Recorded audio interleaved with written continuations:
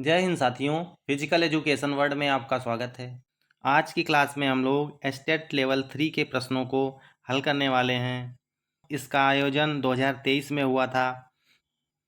आने वाले exam UP TGT 2025 की दृष्टि से ये क्लास बहुत ही इम्पोर्टेंट होने वाली है। साथियों, वीडियो के अंत तक बने रहें। हम लोग सभी प्रश्नों को डिटेल में हल करने वाले हैं। आइए चलते हैं दोस्तों, अपनी क्लास को हम लोग स्टार्ट कर लेते हैं। क्वेश्चन नंबर 91, अस्थियों में कैल्शियम और फास्फोरस का अनुपात होता है। तो दोस्तों, हड्डियों में कैल्शियम और फास्फोरस के अनुपात को पूछा गया है। तो कैल्शियम और फास्फोरस का अनुपात 2:1 होता है। हमारा सही जवाब ऑप्शन नंबर 3 हो जाएगा। क्वेश्चन नंबर 92, निम्न पाचन पथ में जाने से पहले अपच या विषाक्त खाद्य पदार्थ को खाली करने के लिए किस प्रकार की धोती का उपयोग किया जाता है? याद रखना दोस्तों, राइट आंसर ऑप्शन नंबर 1 हो जाएगा। ये व्याघ्र क्रिया के द्वारा खाली किया जाता है। व्याघ्र क्रिया क्या होती है दोस्तों? जैसे बाघ भोजन करने के कुछ घंटे बाद में भोजन को उगल देता है, बस उसी प्रकार से भोजन को 3 घंटे बाद पेट से उगल दिया जाता है। क्वेश्चन नंबर 93, प्राण का विस्तार 3 अवस्थाओं में होता है। इसमें से पहली अवस्था कौन सी होती है? राइट आंसर ऑप्शन नंबर 1 है। पहली अवस्था अपान संचार का व्युत्क्रम होता है। क्वेश्चन नंबर 94, स्यूअरमैन रोग इस नाम से भी जाना जाता है। Right answer option number A हो जाएगा। इसे किशोर कुब्जता भी कहा जाता है। दोस्तों, किशोर कुब्जता क्या होती है? साथियों, किशोर कुब्जता का मतलब होता है किशोरों में कुब्जता। रीढ़ की हड्डी जो होती है, जब आगे की ओर अधिक झुक जाती है या वक्रता हो जाती है उसमें, जिससे पीठ हमारी गोल हो जाती है या झुकी हुई प्रतीत होती है, बस ऐसी ही स्थिति किशोर कुब्जता कहलाती है। क्वेश्चन नंबर 95, घुटने के पार्श्व की ओर से अंदर की ओर एक प्रत्यक्ष प्रहार होने पर घुटने का कौन सा अस्थिबंधक प्रभावित होता है? राइट आंसर ऑप्शन नंबर 3 हो जाएगा। मीडियल मतलब मध्य कोलेट्रल अस्थिबंधक जो होता है, ये प्रभावित हो जाता है। क्वेश्चन नंबर 96, निम्नलिखित को सुमेलित कीजिए। ऑप्शन नंबर 1, प्रजातांत्रिक नेतृत्व क्या कहलाता है? इसका ऑप्शन नंबर 3 हो जाएगा। प्रत्येक सदस्य की राय पर आधारित निर्णय लेना प्रजातांत्रिक नेतृत्व के अंतर्गत आता है। जानते हैं रूपांतरण नेतृत्व क्या होता है? इसका ऑप्शन नंबर 4 हो जाएगा। संगठन, समूहों, स्वयं और अन्य के परिवर्तन की पहल करना। ऑप्शन नंबर 3 देख लेते हैं। लेजेज फेयर नेतृत्व क्या होता है? इसका ऑप्शन नंबर 2 हो जाएगा। कर्मचारियों को अधिकार देना। और अब हम लोग चौथा देखते हैं, दूरदर्शी नेतृत्व। इसका ऑप्शन नंबर 1 हो जाएगा। कहने का अर्थ ये है भविष्य एवं दूरगामी लक्ष्यों पर ध्यान केंद्रित करना दूरदर्शी नेतृत्व कहलाता है। तो दोस्तों, ऑप्शंस को देखते हुए हमारा सही जवाब ऑप्शन नंबर 1 हो जाएगा।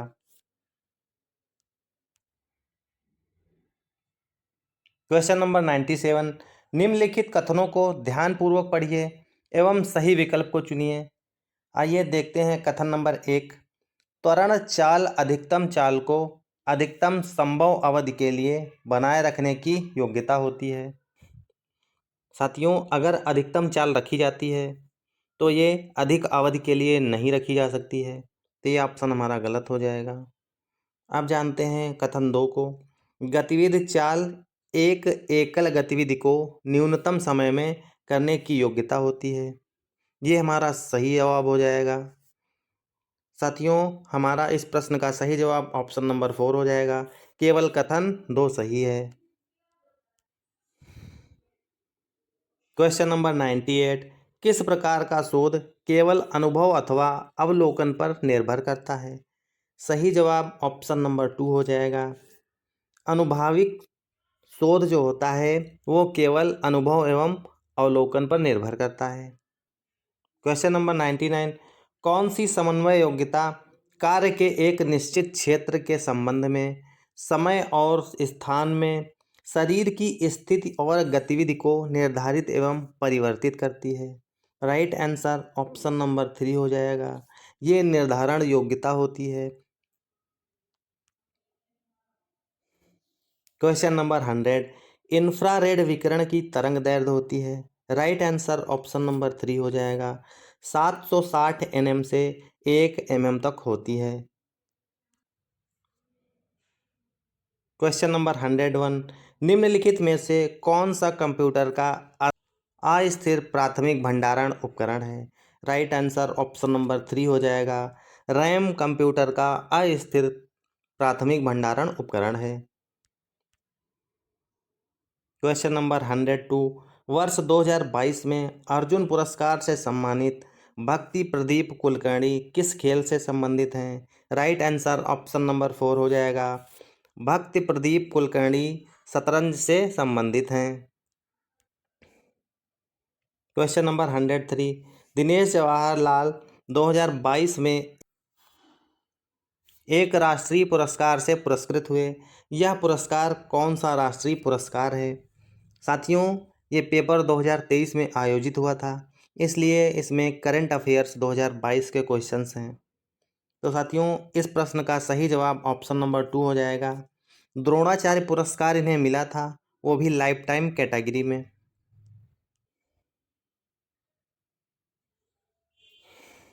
क्वेश्चन नंबर 104, शिक्षण और अधिगम प्रक्रिया की नई विधियों को खोजने के लिए शैक्षिक अनुसंधान किया जाता है।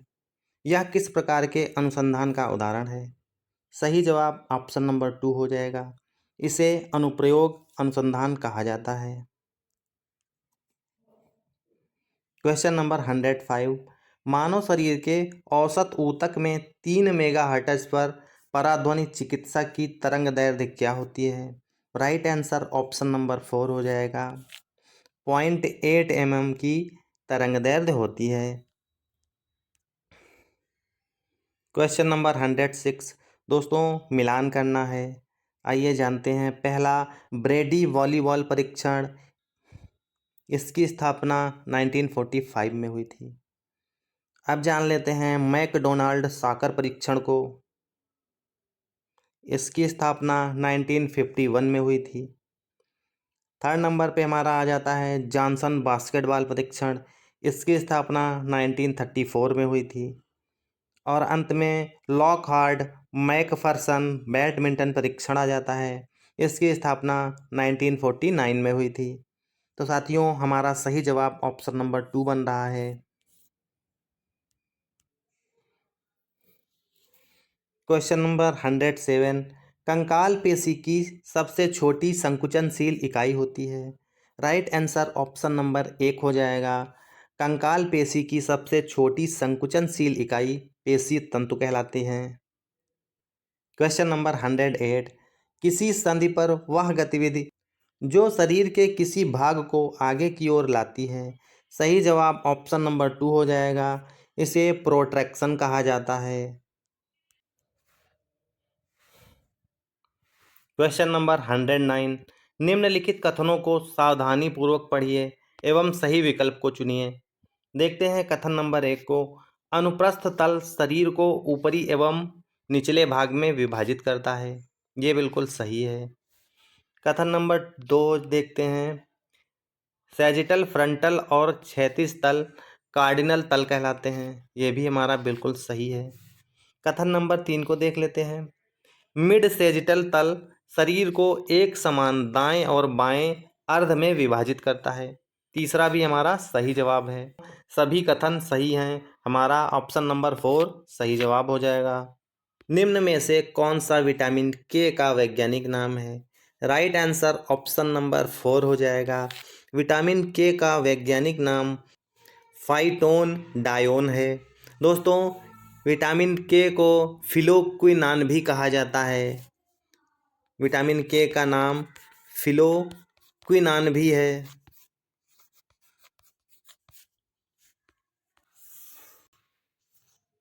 क्वेश्चन नंबर 111, निम्नलिखित कथनों को ध्यानपूर्वक पढ़िए एवं सही विकल्प चुनिए। कथन नंबर 1 देख लेते हैं। प्राचीन ओलंपिक में सभी खिलाड़ी नग्न प्रतिस्पर्धा करते थे। ये बिल्कुल सही कथन है। कथन नंबर 2 को देख लेते हैं। प्राचीन ओलंपिक के दौरान मुक्केबाजी में कोई अंक, कोई समय सीमा और कोई वजन वर्गीकरण नहीं होता था। ये भी सही कथन है। कथन नंबर 3 देखते हैं। प्राचीन ओलंपिक के दौरान पेन केसन में कोई नियम नहीं होते थे।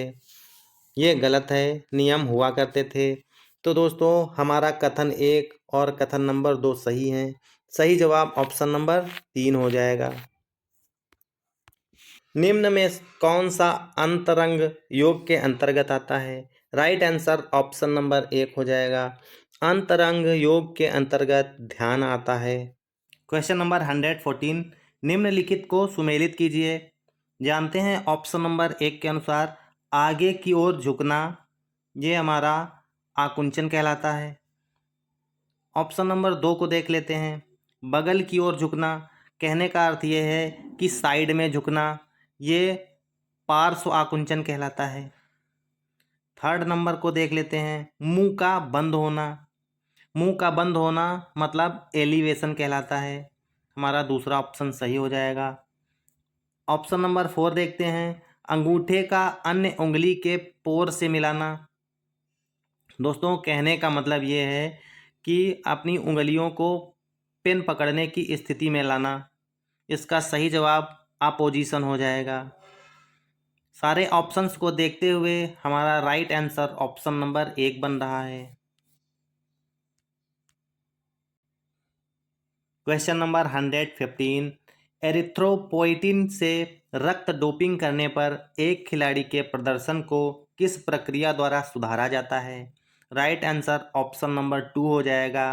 रक्त में लाल रक्त कणिकाओं की संख्या में वृद्धि करके खिलाड़ी के प्रदर्शन को सुधारा जाता है। क्वेश्चन नंबर 116, कपालभाति से किस चक्र को जागृत किया जाता है? राइट आंसर ऑप्शन नंबर 4 हो जाएगा। कपालभाति से आज्ञा चक्र को जागृत किया जाता है। क्वेश्चन नंबर 117, निम्न में से कौन सा वायुजीवी जीवाणु है? राइट आंसर ऑप्शन नंबर 4 हो जाएगा।